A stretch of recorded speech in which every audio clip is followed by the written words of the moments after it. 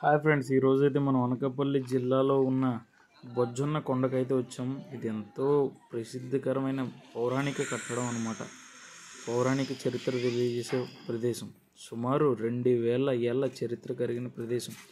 ఖచ్చితంగా ప్రతి ఒక్కరూ చూడాల్సిన ప్రదేశం. దీనికి ఏంటంటే ప్రపంచవ్యాప్తంగా ఎక్కడెక్కడ ఉన్న బుద్ధిస్టులు వాళ్ళు వచ్చి దీన్ని వీక్షించడానికి వస్తారు. ప్రతి సంవత్సరానికి ఇక్కడ ఒకసారి పండగ చేస్తారు. చుట్టూ మీరు చూడొచ్చు, పచ్చని వాతావరణం, ఎంతో ఆహ్లాదకరమైన వాతావరణం. ఇక్కడ మీరు ఎప్పుడన్నా మీ ఫ్యామిలీతో కానీ ఫ్రెండ్స్తో కానీ వీకెండ్స్ అప్పుడు ప్లాన్ చేసుకోవచ్చు. మెయిన్లీ ఏంటంటే ఇక్కడ మీ ఫ్రెండ్స్తో ఫ్యామిలీతో ప్లాన్ చేసుకున్నప్పుడు ఫుడ్ ఇలాంటివి లోపలికి అయితే అలౌ చేయరు. దానికి బహుశా స్పెషల్ పర్మిషన్ ఏమన్నా తీసుకోవాలేమో, అది నాకు తెలీదు. బట్ దీనికైతే ఎటువంటి ఎంట్రన్స్ ఫీజు అయితే లేదు. మీరు హ్యాపీగా రావచ్చు.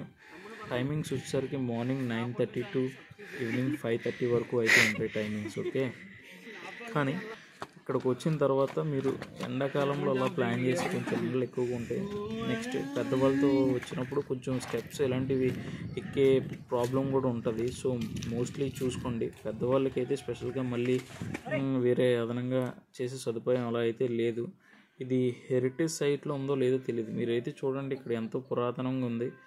మొత్తం ఏదైనా అప్పటి రాతి కట్టడాలు, ఆ పౌరాణిక అవన్నీ చరిత్రలు చెక్కడాలు అవన్నీ వేరు.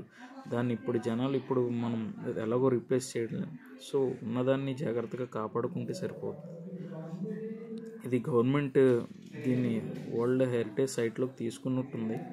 ఏదో అలా డెవలప్ అయితే చేశారు.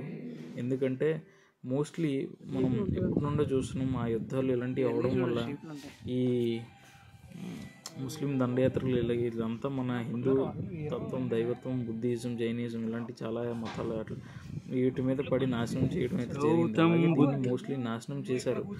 బట్ ఎంతో కొంతవరకు ఆ నాశనాన్ని మన వాళ్ళు అయితే రీప్లేస్ చేయడానికే చూశారు.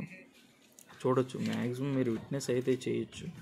ఓకే, ఇక్కడ మోస్ట్లీ అయితే మీకు ఫుడ్ దగ్గరలో అయితే అవైలబుల్లో ఉండదు.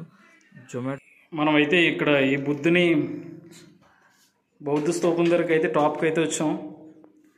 మెయిన్ ఏంటంటే ఇది చాలా సందర్శక ప్రదేశం. ఇక్కడ నుండి తైవాన్ దేశం ప్రపంచవ్యాప్తంగా ఉన్న బుద్ధిస్టులు అందరూ ఇక్కడికి వస్తారు. ఎందుకంటే ఇక్కడ ఉన్న కట్టడాలు అంత ప్రాచుర్యం పొందినవి, అతి పురాతనమైనవి, సుమారు ఒక 2000 ఏళ్ల క్రితం నాటివి. ఇక్కడ ఒక ఆర్కిటెక్చర్ని ఇదంతా చూస్తే అప్పుడు మన పూర్వీకుల కళావైభవం ఎలా ఉందో మనకు తెలుస్తుంది.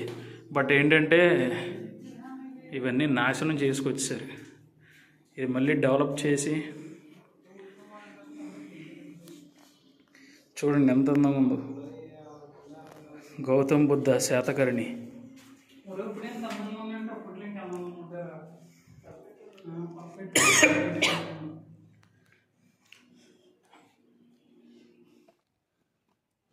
చూడండి, నేను పెద్దవాళ్ళతో వచ్చినప్పుడు ఎందుకు జాగ్రత్తగా అంటున్నానంటే, ఇది మన భూతలానికన్నా సముద్ర మట్టానికన్నా చాలా ఎత్తులో ఉంది. కొంచెం ఎత్తులో ఉన్న ప్రదేశం ఇది.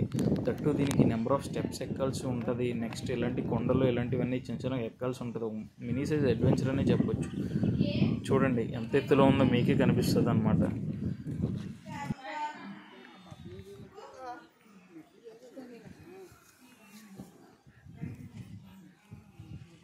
నేనైతే ఇలా మా ఫ్రెండ్స్ అండ్ మా తమ్ముళ్ళ వాళ్ళతో వచ్చాను, బ్రదర్స్ వాళ్ళతో. ఎండ అయితే మేము వెళ్ళినప్పుడు అద్దరు కొట్టేసింది. మేము జనవరి ఫిబ్రవరి మంత్లో వెళ్ళినట్టున్నాం. జనవరి మంత్లో వెళ్ళాం.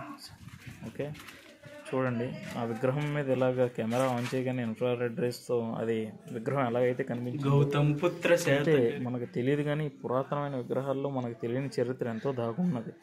మేమైతే ఇంకా ఈ యొక్క బౌద్ధ స్తూపాలకి టాప్ ప్లేస్కి అయితే వచ్చాం. అప్పట్లో వీళ్ళ యొక్క కట్టడాలు ఇదంతా మనం చూడొచ్చు. ఇప్పుడు మేమైతే నెమ్మదిగా టాప్కి అయితే ఎక్కాం, టాప్కి రీచ్ అయ్యాం. చూడండి, అది మేబీ అప్పట్లో రాజకోట అయ్యొచ్చు, అదే సింహాసనం ఇదంతా అయ్యి ఉండొచ్చు, మనకు తెలీదు. బట్ మనమైతే ఒక్కసారైనా కళ్ళతో చూడాల్సిన ప్రాంతం. చుట్టూ చూడండి, చుట్టూ ఇది ఉన్న దీని చుట్టూ అంత మంచి వ్యవసాయ భూములు అన్నమాట.